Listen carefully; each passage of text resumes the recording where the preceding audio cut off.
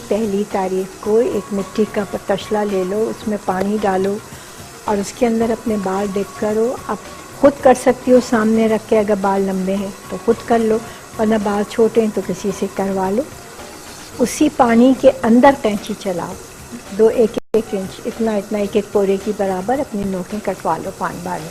होता क्या है, ये है इंडिया का टोटका, क्योंकि जो हिंदू लोग होते हैं ना वो इन चीज़ों पे बहुत बिलीव करते हैं, चांद पे, पानी पे, तारीखों पे, जो हम इतना नहीं करते हैं।